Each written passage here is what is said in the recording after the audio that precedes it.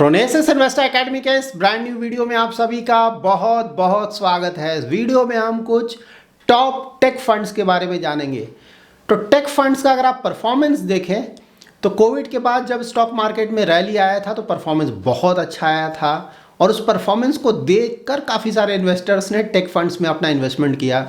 उसके बाद कुछ समय तक परफॉर्मेंस बिल्कुल भी नहीं आया और रीसेंट टाइम्स में देखें तो फिर से परफॉर्मेंस वापस आ रहा है।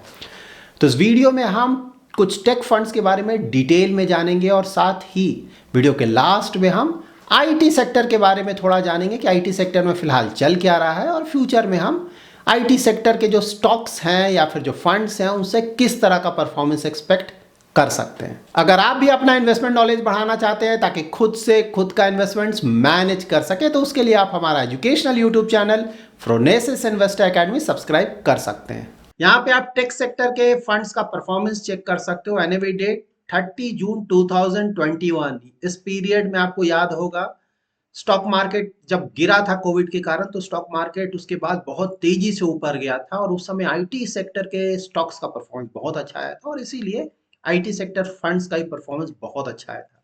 उस समय देखिए इन फंड्स का 1 ईयर रिटर्न कितना ज्यादा है। इवन इंडेक्स का भी अगर आप रिटर्न देखें बेंचमार्क का तो बहुत अच्छा रिटर्न है। यहाँ पे अगर आप फंड वाइज देखें तो देखिए एक फंड है relatively Franklin India take fund. देखिए परफॉर्मेंस इसका ही बहुत अच्छा है क्योंकि बेंचमार्क से ज्यादा रिटर्न जनरेट कर रहा है लगातार, तो परफॉर्मेंस खराब नहीं बोलेंगे। लेकिन हाँ रिलेटिवली अगर इनका देखें तो परफॉर्मेंस बाकी जो फंड्स है उससे थोड़ा कम रहा था इनका थ्रू आउट। यहाँ पर आप इन सेम फंड्स का डिटेल चेक कर सकते हैं। एनएवी डेट 31 मार्च 2023, तो इस साल का ही परफॉर्मेंस है। देखिए परफॉर्मेंस कितना बुरा आ रहा था इनका। उस समय का लास्ट 1 ईयर का बेंचमार्क का रिटर्न्स देखिए -19% के आसपास। बिल्कुल ही परफॉर्मेंस नहीं था। और फंड्स का ही परफॉर्मेंस देखें तो यहाँ पे अगर आप फंड वाइज देखें तो यहाँ पे अगेन फ्रैंकलिन का अगर आप परफॉर्मेंस देखेंगे तो परफॉर्मेंस बुरा नहीं। अगेन मैं बोल रहा हूँ बेंचमार्क को बीट कर रहा है। रिलेटिवली दूसरे फंड्स के मुकाबले परफॉर्मेंस डाउन रहा था इसका थ्रू आउट।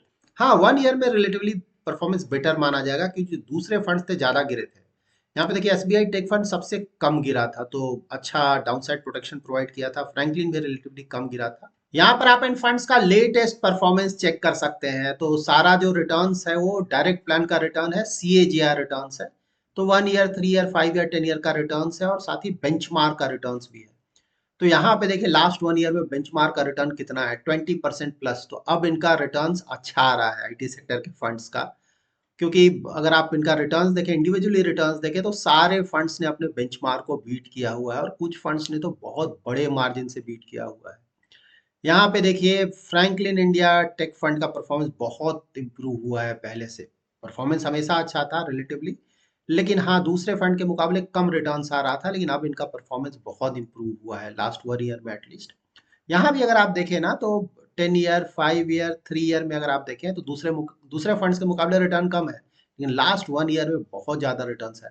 क्यों आया है जब हम इनका डिटेल्स चेक करेंगे तो बिल्कुल ये क्लियरली आपको पता चल जाएगा कि इतना ज्यादा रिटर्न क्यों आ रहा है। तो ओवरऑल देखिए सारे फंड्स का ही परफॉर्मेंस अच्छा है। यहाँ कोई आप बुरा फंड नहीं बोलेंगे। बट हाँ रिलेटिवली अगर देखा जाए तो कुछ फंड्स का रिटर्न थोड़ा ज्यादा आया है, कुछ फंड्स का रिटर्न कम आया है। यहाँ पर आप इन फंड्स का risk and return parameter check कर सकते हैं 3 ईयर और 5 ईयर होराइजन में।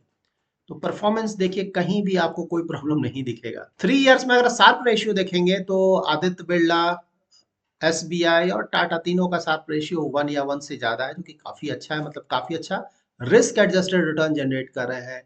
अल्फा तो सारे ही फंड्स का बहुत ज्यादा अच्छा है। जैसा कि हमने देखा था फ्रैंकलिन का थोड़ा कम है रिलेटिवली 3 ईयर में। 5 ईयर में भी देखें तो शार्प रेशियो 1 के आसपास है सारे फंड्स का और अल्फा भी सारे फंड्स का काफी अच्छा है।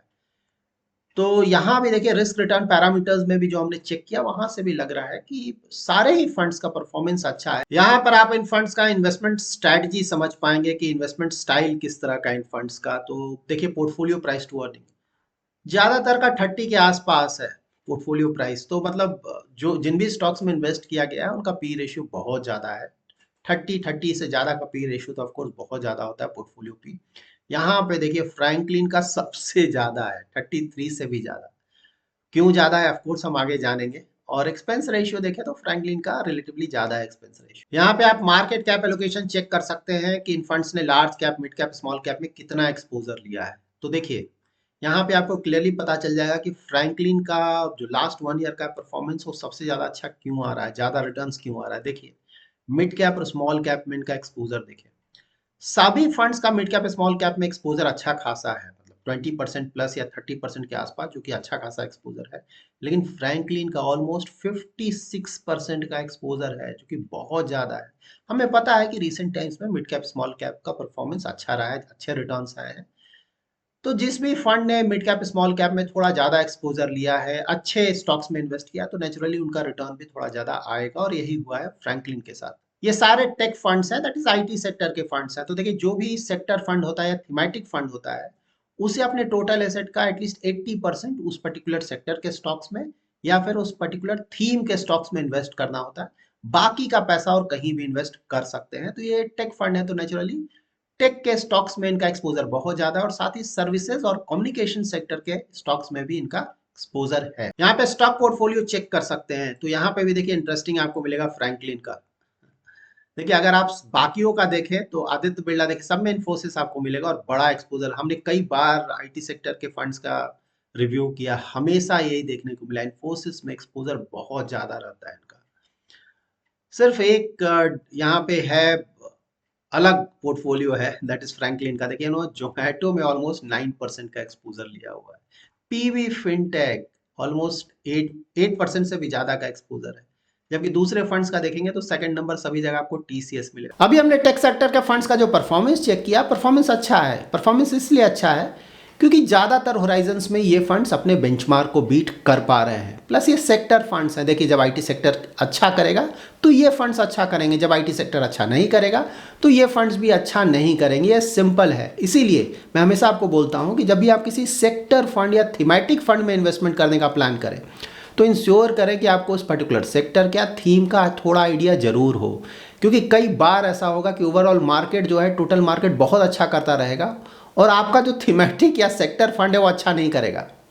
और कई बार ऑफ कोर्स उल्टा भी हो सकता है कि मार्केट अच्छा ना करे और आपका पर्टिकुलर जो थीमेटिक फंड या सेक्टर फंड है वो ज़्यादा अच्छा करे। इसीलिए अगर थोड़ा आइडिया हो तो ज़्यादा अच्छा रहता है। बिना आइडिया के इन्वेस्टमेंट करना आइडियली हमें अवॉइड करना चाहिए। इन 5 फंड्स में अगर आप फ्रैंकलिन का परफॉर्मेंस देखें तो पहले के सालों में इनका परफॉर्मेंस रिलेटिवली थोड़ा कम आया करता था, लेकिन हाँ लास्ट 1 ईयर में परफॉर्मेंस बहुत ज़्यादा अच्छा है। रीज़न सिंपल है, क्योंकि इन्होंने मिड कैप स्मॉल कैप में भी बहुत बड़ा एक्सपोजर लिया है, और साथ ही इनका स्टॉक पोर्टफोलियो भी देखें तो थोड़ा अलग है। लाइक टॉप स्टॉक्स हमने जो इनका चेक किया उसमें कुछ ऐसे स्टॉक्स भी हैं जो कि आईटी सेक्टर से रिलेटेड नहीं हैं, जबकि दूसरे जो फंड्स हैं वहाँ पे अगर टॉप 2-3 अगर आप देखेंगे तो वहाँ पे मोस्टली आपको आईटी सेक्टर के स्टॉक्स ही मिलेंगे, और वहाँ पे काफ़ी बड़ा एक्सपोजर मिलेगा। नाउ हम आईटी सेक्टर के परफॉर्मेंस के बारे में थोड़ा जान लेते हैं। तो देखिए कोविड के समय तो आईटी सेक्टर के जो स्टॉक्स हैं उनका परफॉर्मेंस बहुत अच्छा आया था, जब स्टॉक मार्केट में रैली स्टार्ट हुआ था उस समय, क्योंकि कंपनीज का परफॉर्मेंस भी अच्छा आ रहा था। वर्क फ्रॉम होम था, ज़्यादातर जो काम था आप कंप्यूटर से ही कर रहे थे, घर से कर रहे थे, तो डिमांड बहुत बढ़ा था। और ऑफ कोर्स लोगों को ज़्यादा कंपनीज़ को आईटी का इंपॉर्टेंस भी बहुत हद तक पता चला कि इसका इंपॉर्टेंस कितना है। तो इन्हें उस समय तो बहुत अच्छा चला, लेकिन उसके बाद इंटरेस्ट रेट बढ़ाए गए। यूएस मार्केट, यूरोपियन मार्केट्स में प्रॉब्लम स्टार्ट हुआ। हमारा ज़्यादातर एक्सपोर्ट यूएस में होता है, यूरोपियन मार्केट्स में होता है, तो कंपनीज का परफॉर्मेंस हिट होने लगा, तो उसके बाद रिटर्न्स भी नहीं आने लगे, इनफैक्ट निगेटिव रिटर्न्स आने लगे। अब नियर फ्यूचर में देखिए क्या हो रहा है कि पॉजिटिव रिटर्न आ रहा है। देखिए कंपनीज का परफॉर्मेंस देखेंगे तो ऐसा नहीं कि कंपनीज का परफॉर्मेंस कोई बहुत ज़्यादा अच्छा हो गया है, नियर फ्यूचर में भी नहीं लगता है कि कोई बहुत ज़्यादा अच्छा होने जा रहा है। तो फिर ये रिटर्न्स क्यों आ रहा है? रिटर्न्स इसलिए आ रहा है क्योंकि ज़्यादातर आप देखें यूएस मार्केट्स में तो इन्फ्लेशन जो काफ़ी बढ़ गया था वो काफ़ी कम हो गया है। फेड रिजर्व ने कंफर्म भी कर दिया है कि नेक्स्ट ईयर वो रेट कट भी करेंगे। 3 रेट कट तो अभी से बोल रहे हैं, हो सकता है उससे ज़्यादा भी हो जाए।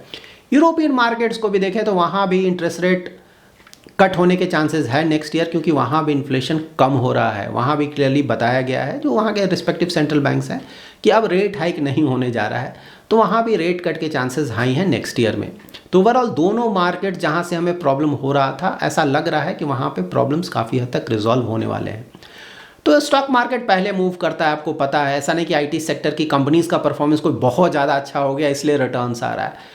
स्टॉक मार्केट देख रहा है कि आने वाले साल में मतलब नेक्स्ट ईयर से थोड़ा परफॉर्मेंस इंप्रूव होगा, इसलिए पहले से आपका रिटर्न्स आना शुरू हो गया और स्टॉक मार्केट्स ऐसा ही काम करता है। आईटी सेक्टर के स्टॉक्स या फंड्स में इन्वेस्टमेंट करते वक्त हमें यह भी ध्यान में रखना है कि अब आर्टिफिशियल इंटेलिजेंस का इंपॉर्टेंस बहुत बढ़ रहा है।